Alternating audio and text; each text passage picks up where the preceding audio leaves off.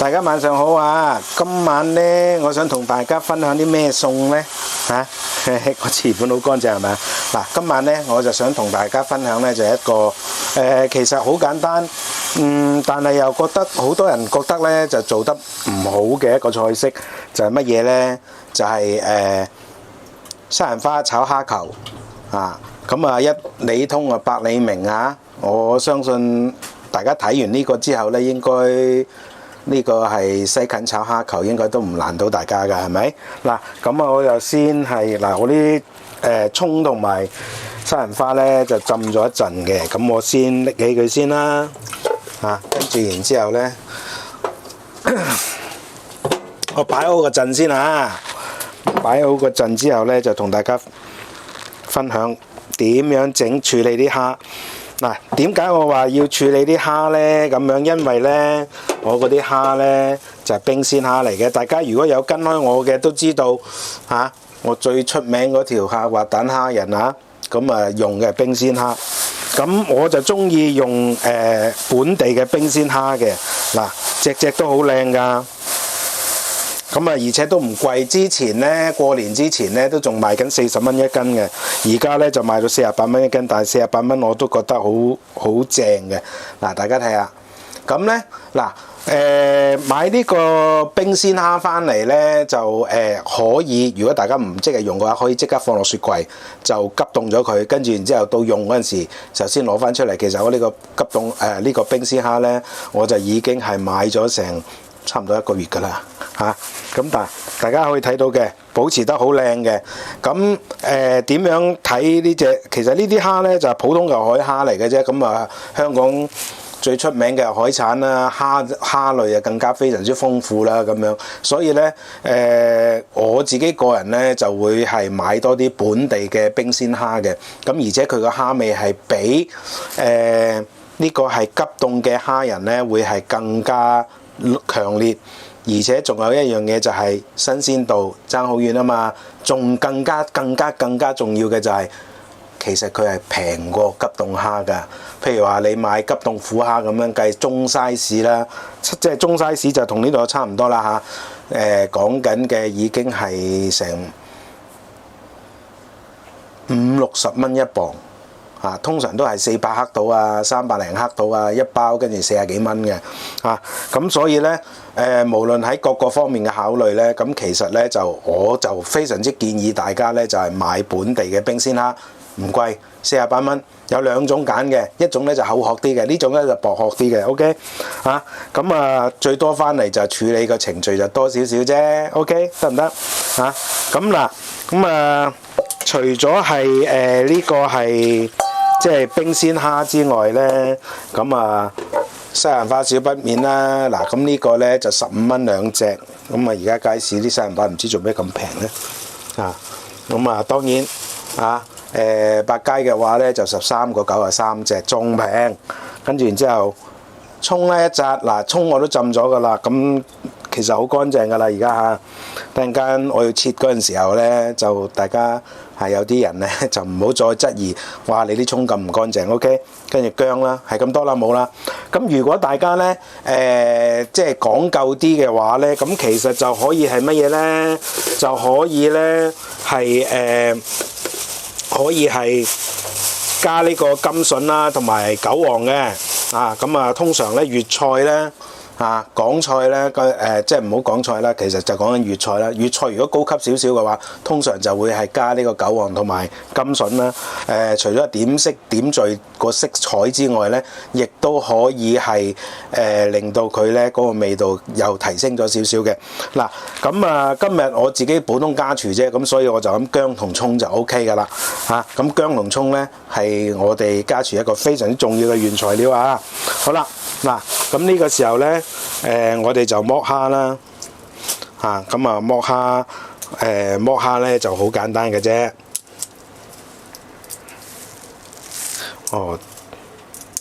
竟然係睇唔到等我一陣咁啦 ，OK，咁可以睇到我點樣搣啦。大家都知道我個風格嘅，我個風格呢唔剪片，唔係因為我懶，亦都唔係因為我想某啲嘅利益啊，雖然大家都應該心裏明白啊，即係我拍片擺出嚟，雖然係免費嘅啫，但係咧 YouTube 咧都會係有錢俾我嘅。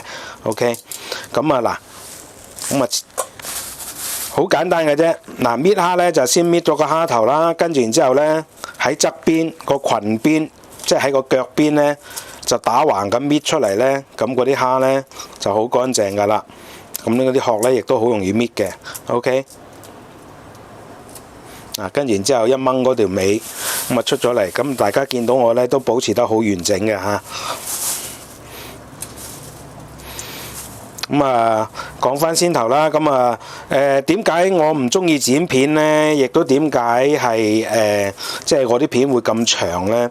咁主要個原因呢，就係其實我拍呢條片，我當初嘅初心啦，就係想呢，就係將嗰個係即係去烹飪中心上烹飪課啊，成堂就擺上網啊，咁啊每一個細節咧就拍得佢清清楚楚嚇，咁啊有啲人唔明白就話：哎呀，你做咩要拍到咁耐啊？我冇心機睇，咁你冇心機睇咪你自己蝕底咯嚇，係咪啊？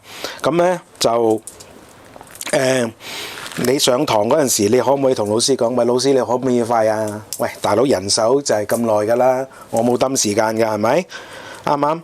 咁啊，通常咧你上去嗰啲烹飪課咧，就係有1個小時或者係45分鐘就觀摩啦，睇下導師點做啦。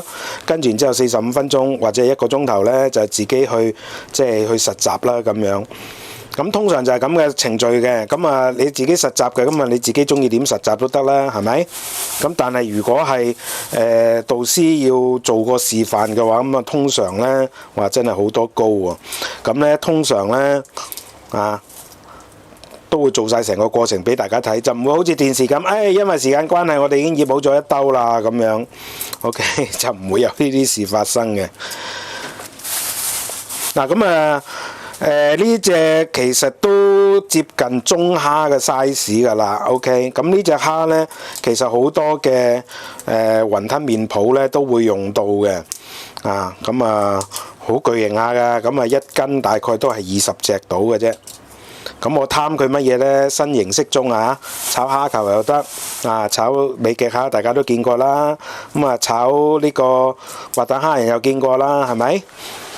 呢一次呢，我就攞嚟呢，就當佢蝦球咁炒。咁當然，如果你話喂蝦球最好再大隻啲添啦。但係呢個價位呢，就好少有咁大隻嘅，48蚊啊1斤啊，600克啊咁我先頭都講啦，喂嗰啲急凍蝦300零400克，佢已經講緊成40幾蚊啦，係咪啊？咁你話爭幾遠價錢？咁我哋家廚，喂大佬港燦再生活得好嘅，喂，其實都好多人都係好馬馬虎嘅咋，咁梗係有咁平就得咁平啦。而且我都講過啦，呢啲蝦呢個蝦味呢，就比急凍蝦係重好多嘅。咁大家可能有個疑問，咦？喂，我唔用急凍蝦，咁會唔會唔爽㗎？咁梗係唔會啦。咁講埋急凍蝦呢，大家就會成日講，透明爽口啊？點解呢？因為佢打咗急凍劑。咁亦都解釋到呢，有陣時候呢，我都講過嘅。我話其實有陣時候我中意用急凍嘅即係嘅食物嘅食材啊。點解呢？因為佢打咗急凍劑呢，喺處理上邊呢就有啲嘢呢就簡單好多嘅。OK，咁但係你話喂呢啲冰鮮蝦會唔會唔爽呢？梗係唔會啦。大家等陣間睇下我等陣間點做咁就可以令到嗰啲蝦呢就爽身嘅，最多就冇咁透明咁解嘅啫。但係大家知道呢，透明呢家嘢呢，其實係佢嘅化學作用嚟嘅。佢打咗冰鮮劑咪透明啲咯。好，呢個我有少少呢隻就有少少搣得唔好啦，所以就好似拿手唔成勢啊。大家睇唔睇到我點樣去保持嗰個蝦味完整啊？呢隻蝦啱啱脫殼啊！大家睇唔睇到啊？佢啱啱脫殼，反而仲難搣添。咁咧就好簡單嘅啫嚇。嗱，搣到最後尾咧，掹住個蝦尾，陰力一扯佢嗱，咁嗰隻蝦咧就完完整整咁出咗嚟啦。嗱，咁啊點解我會特登隻左手戴手套咧？個原因就等間我攞手嚟撈，我講過好多次啦嚇，撈蝦唔係撈醃肉啊，手係最佳嘅工具嚟嘅。你用筷子咧，永遠都做唔到；用器具咧，永遠都做唔到用手嘅手感同效果。好啦，嗱，都係20隻到啊！咁啊，大家睇到嘅啲冰鮮蝦其實真係幾抵買㗎，我真係強烈建議大家用冰鮮蝦，唔好用急凍蝦。當然，大家有對食口感啊，對嗰個視覺啊有特別嘅要求嘅，咁我又唔介意大家用急凍蝦嘅，其實都係咁樣處理嘅啫。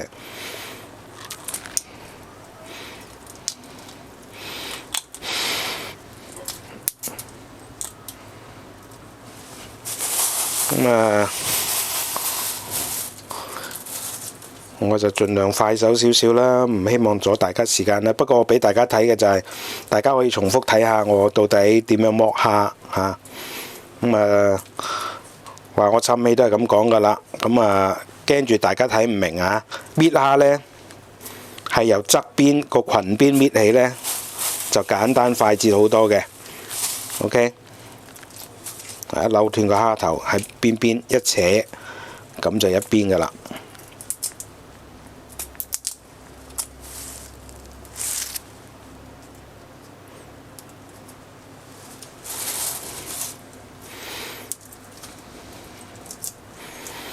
咁啊，其實呢，點講呢？大家如果有睇我嘅影片嘅話，睇我嘅影片嘅話呢，我前期功夫呢係比較花時間去拍攝嘅，後期功夫呢就係好快脆嘅，即係10分8分鐘或者幾分鐘嘅時間就炒完㗎啦。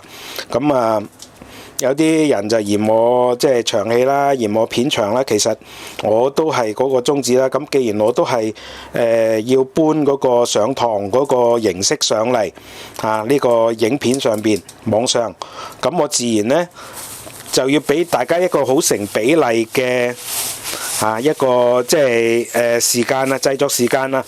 咁好多人呢，即係可能食慣出邊啲嘢啦咁啊嗱，整完啦嗱，就得咁多嘅啫。咁呢，食慣出邊嗰啲嘢啦，咁啊覺得呢煮一餐餸呢就好快脆嘅就唔會好耐嘅咁啊以為呢樣樣餸都係10分8分鐘搞掂，梗係唔係啦實際上嘅嗱，我而家呢就攞水沖一沖佢嗱，咁呢呢個呢又違反咗好多所謂嘅鮮味教條啊！喂，你海鮮唔應該攞水沖佢喎。咁其實呢，講真啦，攞水沖佢個原因係乜嘢啊？個原因就係要將佢身上邊嘅二線菌嗱，我而家做其他嘢咁啊，將嗰啲海鮮身上嘅二線菌呢就清除咗佢。OK， 沖水係其中一個辦法，但唔好沖好耐喎，亦都唔應該浸喎，而係要沖喎，因為浸呢係解決唔到嗰啲海鮮身上嘅二線菌嘅，同時間呢亦都會令到佢呢嗰啲肉味呢就更快速流失嘅。OK。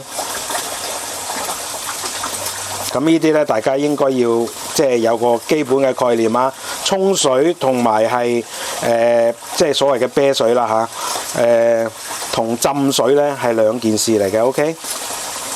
嗱，咁我唔係好耐嘅啫，我稍為沖洗佢大概1零2分鐘就乜都夠噶啦。嗱，咁啊，亦都會有人質疑喂，Leo你唔使交水費嘅，梗唔係啦。但係嗱得啦，咁呢。即係大飯呢個係大飯呢，好食嘅嘢，你係需要少少成本嘅，需要少少時間嘅。OK，唔係話你乜嘢都唔做，咁跟住然之後嗰啲嘢呢就好好食，唔係咁樣嘅。OK，嗱好啦，咁整完咯喎，沖完咯喎，跟住然之後咧，我哋就稍為咧就係印乾少少啊，印乾少少，咁啊輕輕印一印佢就得噶啦。咁其實呢個咧亦都係清除佢即係嗰個身上嘅二線菌嚇，海鮮始終咧係即係死咗好耐啦。但係我上次都有解釋過啦，佢一死咧，一上咗水咧，一死咧，佢嗰啲體上就即係佢啲身體咧，嗰啲動物嘅身體就會附上好多嘅二線菌嘅嚇，即係嗰啲魚類。咁呢個時候咧就有種腥臭味嘅，咁好多人咧就誤會咗呢種腥臭味就叫做鮮味，梗係唔係啦。我而家整完之後咧，佢個肉心嗰啲鮮味係唔會流失嘅，但係咧因為我沖洗咧嗰個表面咧附着嗰啲二線菌咧就俾我沖走晒。OK 嗱，咁啊大家睇下呢個係我點樣去處理呢個蝦仁啊。嗱，咁啊首先咧就係要同佢起呢個咩啊？起呢個係腸啦，蝦腸啦。嗱，呢個時候咧一把好利嘅刀就好緊要啦。OK。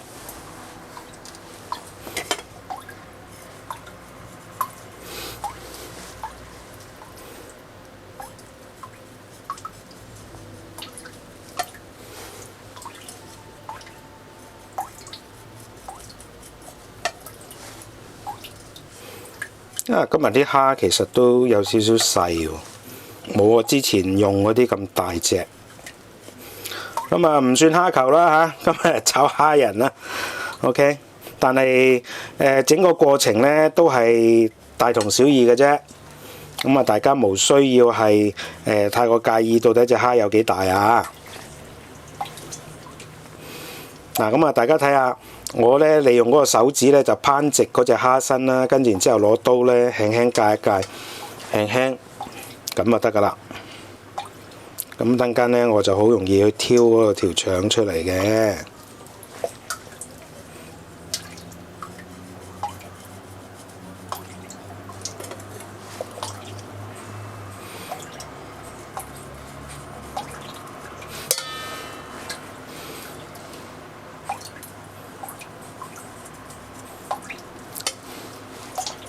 嗱，大家睇住喎，我係前邊咧兩隻手指咁咧就夾住啲蝦，跟住然之後咧手指公就頂住一邊蝦頭，手指個無名指就頂住個蝦尾，咁一頂咧嗰隻蝦就會攀直噶啦。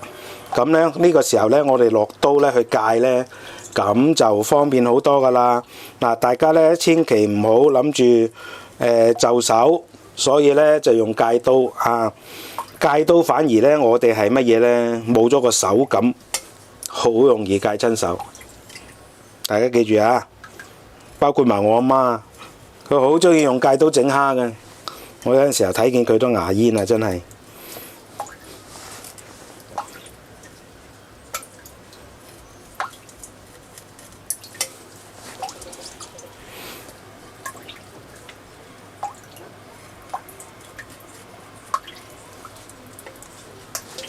好，嗱，最後一隻戒完啦。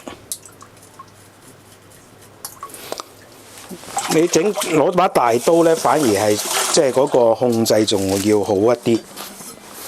好，跟住然之後沖一沖洗啦。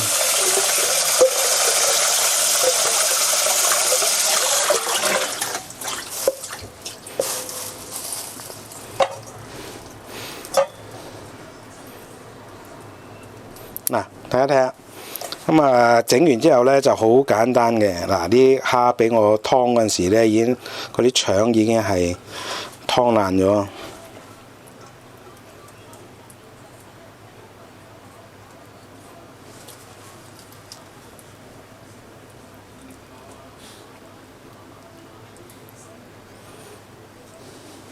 基本上咧，大家落刀嘅時候咧，你沿住個蝦嗰個中間嗰個位咧，就好容易揾到嗰條腸嘅，切到嗰條腸出嚟嘅。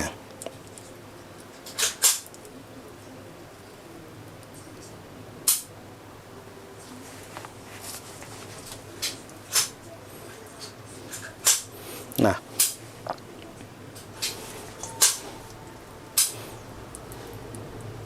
咁其實咁細嘅蝦呢，我覺得就唔需要點樣去即係去特登要揾條腸出嚟嘅。不過呢，我就示範一次俾大家睇啦。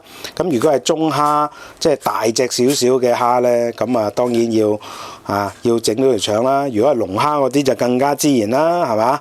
因為佢體積大呢，佢條腸呢，即係嗰個體積亦都越大啦。咁同埋呢，佢掂到嘅污糟嘢亦都會越多嘅，儲存個污糟嘢亦都越多嘅。OK。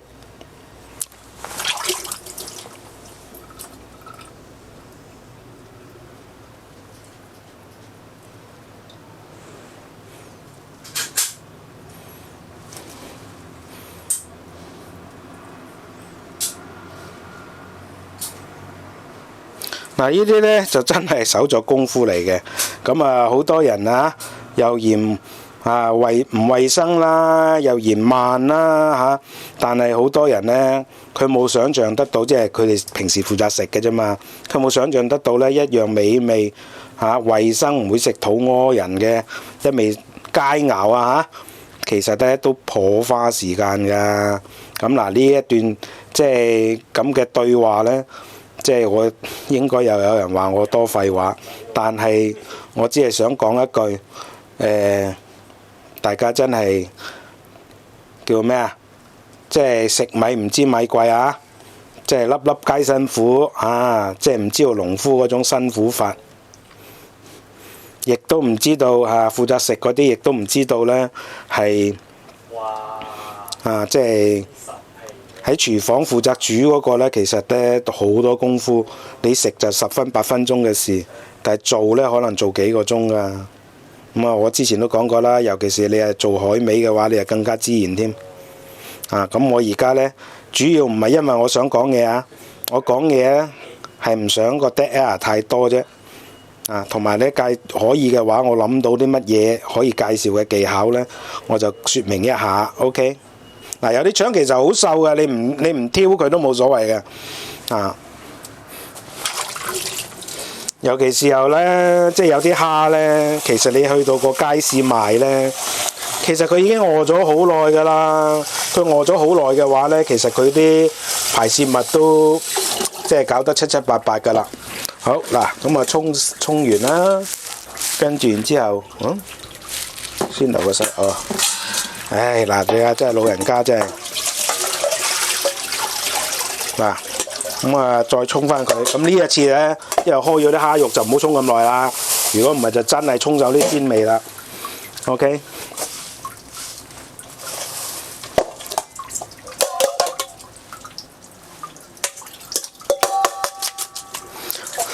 嗱，咁呢蝦呢，其實醃蝦呢就好簡單嘅。唔需要太複雜。嗱，蝦就好得意㗎，即係你係越係撈佢嘅時候咧，醃製嘅時候咧，你越係呢個係即係落嘅料越複雜嘅話咧，佢反而咧係越係唔好食嘅。撈蝦就有呢個特性，大家要記住咁醃料好簡單嘅啫，鹽、豆粉、麻油、胡椒就呢3樣嘢㗎啦，唔需要其他嘢嘅。咁我而家咧就盡量去索乾水啦，主要咧就係索乾呢啲水咧，就係等佢嗰啲二線菌盡量咧抹走佢，咁咧剩翻出嚟咧就係爽甜嘅蝦肉啦。咁我之前咧喺處理嗰個魚身嘅時候，我都介紹過啦。咁其實咧，日本人之所以能夠食刺身咧，個原因咧就係因為佢自己咧本身係發展咗一個獨特嘅處理魚肉嘅技巧，由上水開始就已經開始處理㗎啦。亦都西方亦都有自己嘅處理技巧啦。OK， 咁但係我哋中國人咧就有另一種處理嘅技巧，就好似我而家咁樣。好啦。咁得咯喎，咁呢度呢，一斤蝦嚟講呢，拆出蝦肉呢應該都唔會有半斤嘅，所以呢，大家落半斤鹽好啦，唔好多跟住然之後生粉啦，跟住然之後胡椒啦，跟住然之後麻油啦。記住啊，醃魚你可以落酒，醃蝦係唔使落酒嘅。好，呢個時候呢，我哋落翻少少清水落去，主要就係開翻啲豆粉。咁樣呢，醃出嚟嘅蝦呢，就會係清新可口嘅。OK， 得唔得？就唔會有咧呢個雜味嘅。嗱，我可以同大家講，我而家咁樣醃嘅蝦呢，就類似啲乜嘢呢？大家去食腸粉，尤其是酒樓高級酒家貴價，即係幾十蚊，差唔多成百蚊一碟腸粉，嗰啲咁嘅蝦仁呢，就係我而家咁嘅醃法啦。咁你可以如果你哋食過嘅話咧，可以想像到我咁樣醃法嘅話咧，嗰種清淡清新香口感，就係嗰種感覺啦。OK， 咁當然你話Leo，咁你呢啲咁嘅蝦，咁你唔通你普通腸粉店唔會用呢啲蝦咩？普通腸粉店因為成本關係咧，佢會用一啲好細嘅急凍蝦嘅，就唔會用咁大隻嘅。OK。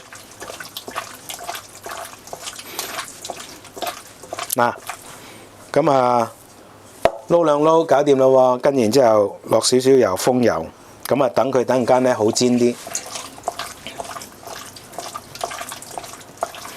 好撈佢，而家已經好香啦。咁搞掂啦，跟住然之後咧，我就呢個擺佢啦。咁跟住落嚟咧，我就切西蘭花啊、切薑啊、切葱啊嗰啲，我唔使俾大家睇啦。其實我都會適當地去減少個時間嘅，因為有啲嘢我覺得唔重要，所以就唔需要俾大家睇啦，係嘛 ？OK， 好唔好？咁等陣間落鑊嘅時候，我再同大家分享下。好啦，大家咁咧先頭就已經係同大家分享咗點樣醃啲蝦仁啦，咁醃啲蝦球啦。OK， 咁咧而家咧我就燒緊鑊，咁我做乜嘢咧？就要同呢個蝦仁咧就走油。OK， 就唔係煎啊呢次咁點解咧就可以令到佢咧喺高溫之下咧？而家見煙咧就落油啦。咁落多少少都唔怕嘅，因為而家係同啲蝦走油咁啷勻隻鑊啦。就唔使閂細火噶啦，即係我唔係煎，我係走油。好，咁將啲蝦撥晒落去啦。一開始嘅時候咧，大家一樣啦，唔好咁手多由得佢等佢先係蝦嘅表面咧，嗰啲係凝結咗先，嗰啲生粉。咁除非嗰啲蝦咧就係即係佢本身咧黐埋一嚿啦，搭住啦。如果冇搭住嘅話，就由得佢。好。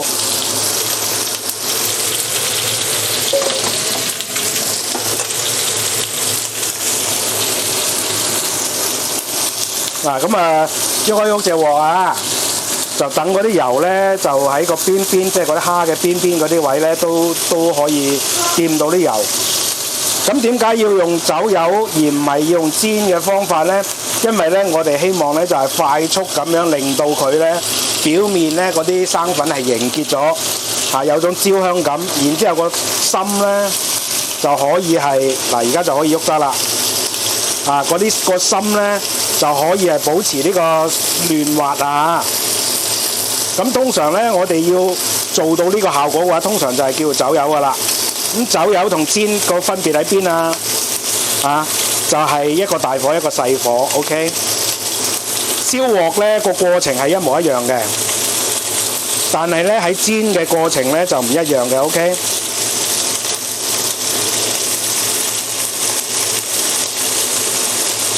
大家有冇發覺我好中意用呢個夾係咪？點解我要用夾呢？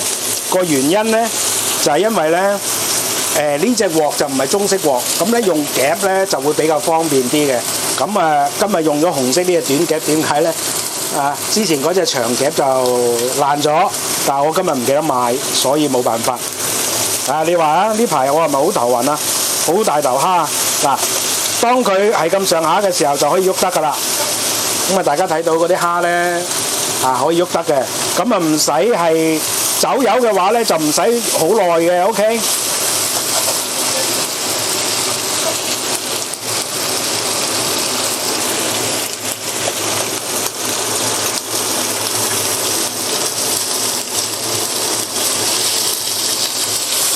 好，嗱咁啊得啦。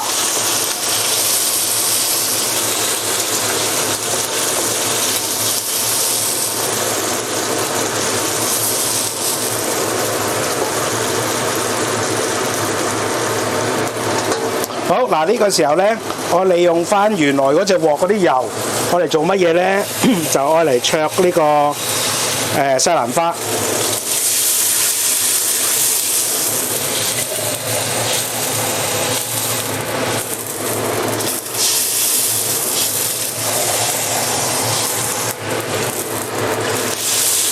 嗱咁啊，灼菜大家都知道我係永遠保持常青㗎啦，係咪？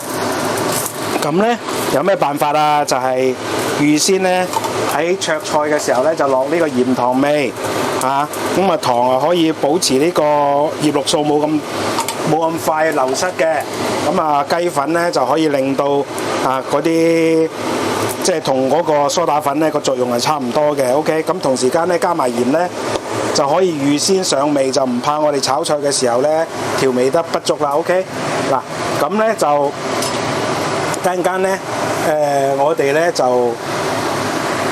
灼完菜啦，咁我再開機同大家分享下。好啦，大家咁咧，而家就水滾啦。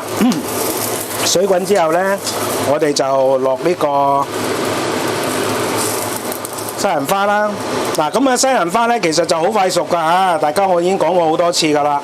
咁啊，佢一轉色嗱，其實而家咧就已經可以起鑊㗎啦。OK， 咁啊，至於係幾時起鑊咧，咁就要視乎大家對嗰個口感，即係軟硬程度、爽脆程度嗰個係要求。咁因為我個仔又唔太中意食咁慢啊，所以咧我就灼耐少少啊。咁但係咧，無論佢要灼幾耐都好，就千祈唔好俾佢滾起。OK， 你最多咧就延遲咧10零20秒或者係20、30秒咁上下嘅啫。如果唔係咧，嗰啲西蘭花就會好腍㗎啦。OK。咁咧喺出邊食咧，好多時候咧西蘭花嗱，而家我閂細火啦，得啦。咁咧嗰啲西蘭花咧喺出邊食咧好腍嘅話，通常就係佢呢個步驟咧就做得過長咗。OK， 咁啊嗱，我呢個咧我都唔打算 cut 啦，咁啊大家都知道原因嘅。等等啊，我擦一擦隻鑊先。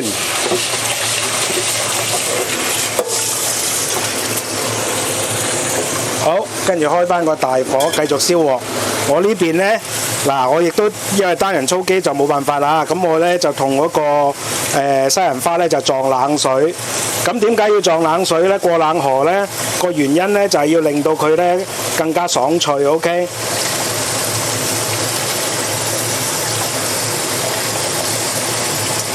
好，咁啊西蘭花搞掂啦。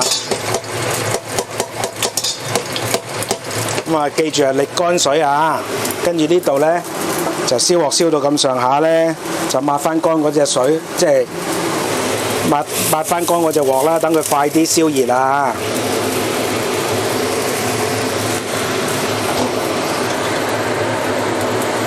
好啦，嗱咁咧，呢個滑蛋唔係滑蛋，呢個西蘭花炒蝦仁咧，其實咧就好簡單嘅 ，OK。咁咧，大家咧嗰個佐料都好簡單嘅，主要係薑、蒜、葱3樣嘢係咁啦。咁我先頭都講啦，如果高級啲嘅咧，可以落甘筍同埋落呢個係韭黃落去炒嘅。咁但係今日即係我哋作為家廚，邊度有咁講究啊？最緊要好味就得㗎啦，係咪先？咁所以咧3樣佐料已經係好豪華㗎啦。基本上薑、葱、蒜用齊啊！好嗱，呢個時候咧燒鑊燒好咯喎，出煙咯喎。咁呢個時候咧，我哋就落油啦。嗱，呢一次咧，我係落豬油嘅。大家見到我煎蝦，即係走油，同埋咧呢個係炒菜咧，就用唔同嘅油啊。大家都要有呢個習慣 ，OK？ 咁點解要用豬油啊？香啲啊嘛，係咪啊？好嗱，跟住然之後又燒紅嘅喎，跟住然之後落薑片。嗱，薑葱蒜雖然咧就係即係都係佐料啦，咁但係咧我哋落咧係有先後次序嘅。OK， 咁咧就先落薑片爆一爆，等佢出味先。好，跟住然之後爆香咗薑片之後咧就落蒜。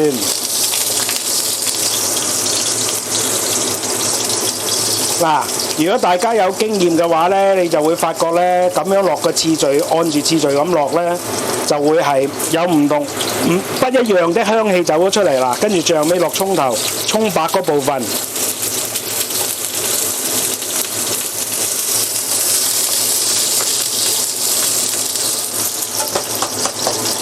好啦，梗係得咯喎。咁啊，落呢個西蘭花炒啊。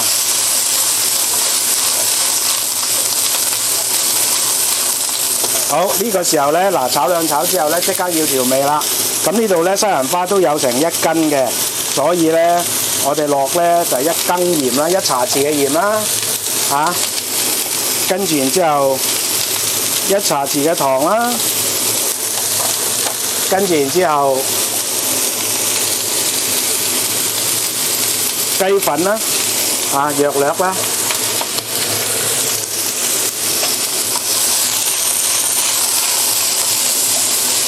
嗱，咁咧今日大家見唔到我玩火，但係咧我可以同大家講咧，都一樣係好夠鑊氣嘅，因為咧嗰啲周圍都好勁嘅煙同埋噼噼啪啪嗰啲聲好大聲啊嚇。OK， 嗱好啦，呢個時候咧得咯喎，跟住我哋就落埋啲蝦啦。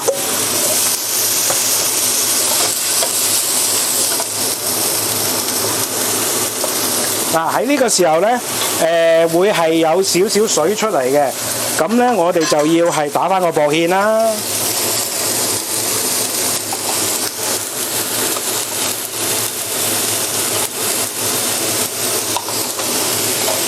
嗱，大家係唔係經常見到我會打芡嘅 ？OK， 打芡嘅原因我之前都有講過嘅。除咗美觀之外咧，主要嘅原因就係因為係有水啊。OK， 如果你冇水嘅就冇必要打芡啦，夠游水嘅話 ，OK， 好。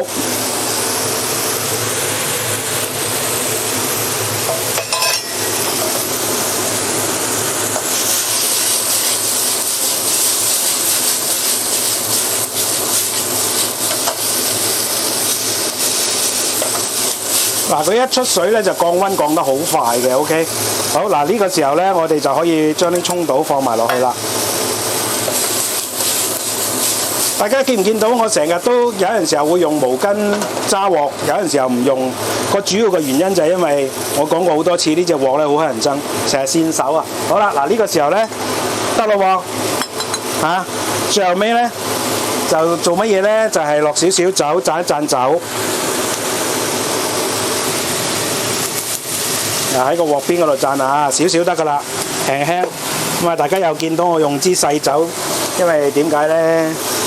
係因為咧送嘅，唔好嘥啊！好嗱，跟住得啦喎，跟住然之後咧，我哋再喺個鑊邊落大概係1個茶匙嘅豉油，做咩啊？畫龍點睛。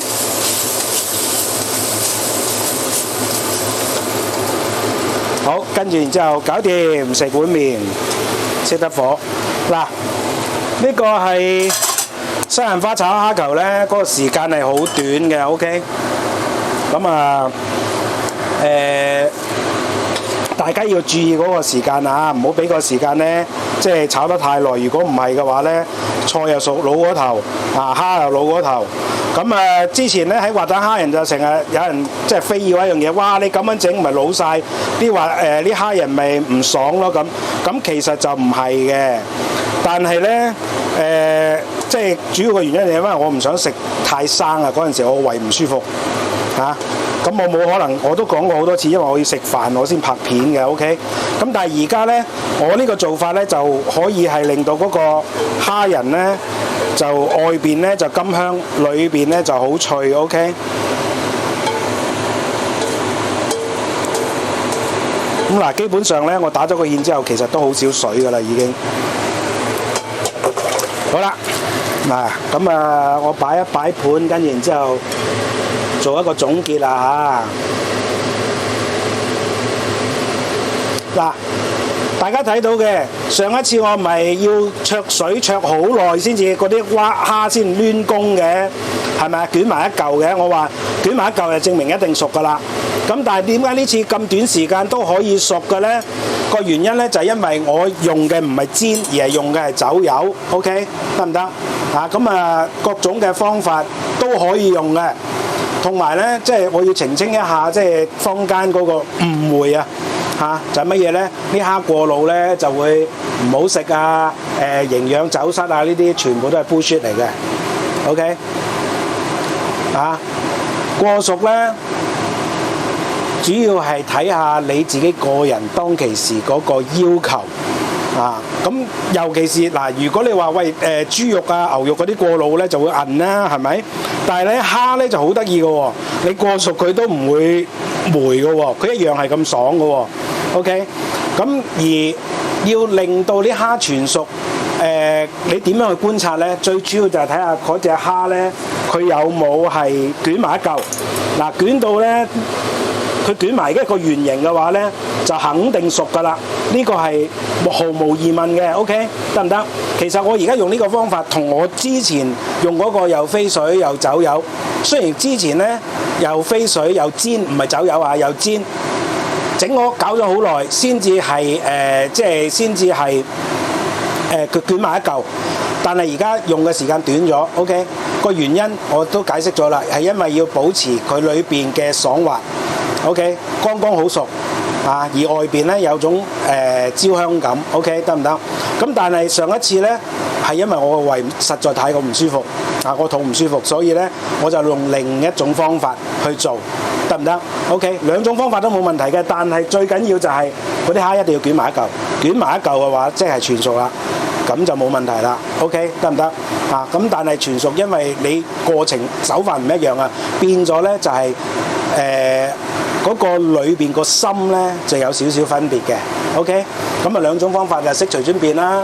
好嗱，咁咧就今日介紹基本上就係咁多啦。嗱，咁呢個滑蛋蝦仁又滑蛋蝦仁呢個咧西蘭花炒蝦仁其實咧就好惹味同埋好簡單嘅，亦都唔係好複雜嘅。OK， 咁最主要嗱，今日都會呢條餸都係長咗啲，但係我都係嗰句説話，我盡量將啲細節俾大家睇晒。至於大家學唔學識嘅，學唔學到嘅，咁呢個係大家嘅慧根問題啦，唔關我事啦，係咪啊？我起碼冇收藏到、隱藏到任何嘅細節 ，OK， 得唔得？咁炒完餸啦，兩樣啦，咁去食飯啦，係咁啦，拜拜。